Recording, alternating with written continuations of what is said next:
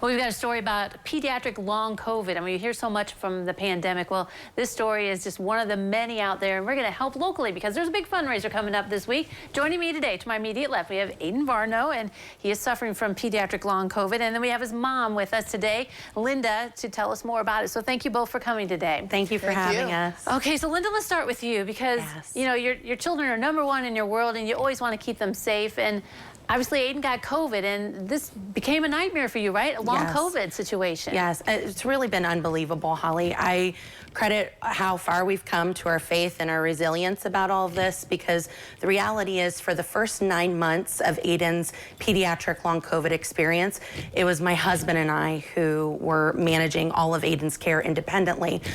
During that time, we had gone to 5 different hospitals, 4 of which were specifically pediatric hospitals, trying to seek out care. And initially, we were getting the push that this must be a mental health disorder, or that my husband and I must have abused our child for these things to occur. And so really part of our advocacy for Ayden has just been to say, no, we need to look beyond.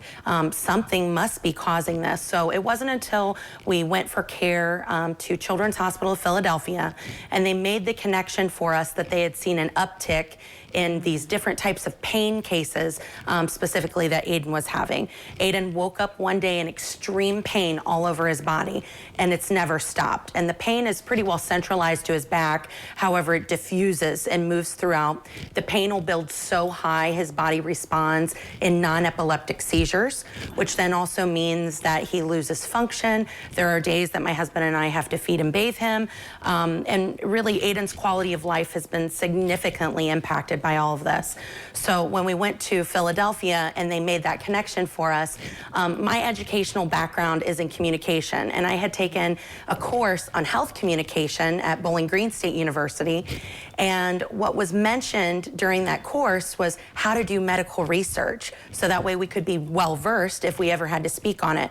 Never in a million years did I think I was going to have to use that to help my own family, but that's exactly what happened. I delved into the research, delved into who was sponsoring that, and that's what led us into going to initially Philadelphia. And then for Rainbow, how we made that connection was through a local noon newscast where Dr. Amy Edwards was on speaking about pediatric long COVID. And I knew that Ayden met every single symptom that she was discussing. So medical bills are building up, and we need to go to Arkansas. But Ayden, let's talk with you, because this has probably been such a nightmare for you. I mean, you're a kid. You're supposed to be out doing the sports and the fun things you like to do. But tell us about the pain and what your days are like. So my days, from when I wake up, the second I wake up, I'm in pain. From the time I go to bed, I'm in pain.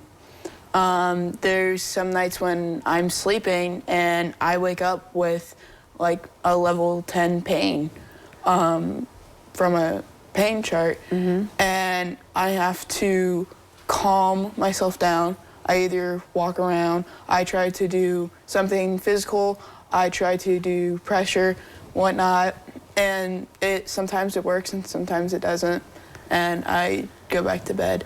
You've been to so many doctors, though. I mean, that must be depressing, I guess, for you sometimes to go to these doctors and they can't help it. Hopefully we found somebody, right? Yeah, we have gone to a lot of doctors, and they have helped me.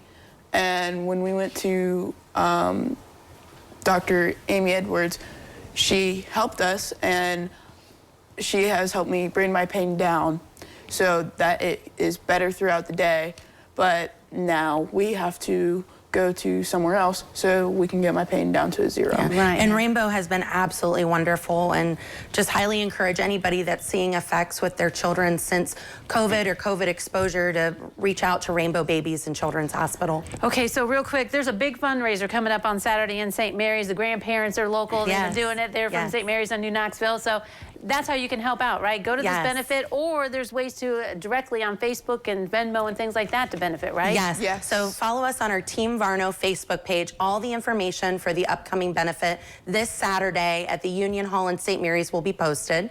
And we can't wait to see everybody. Yeah, exactly. It's going to be a big event, and it's going to help Ayden and his journey to get better. And as we said, you can directly donate too if you can't be at the benefit. So thank you guys very much for coming today. Thanks for telling your story. Thank you. So we know that this kind of thing is happening out Yes. there. All right. Thank you, Holly. All right, don't go away. We'll look at the weather forecast next.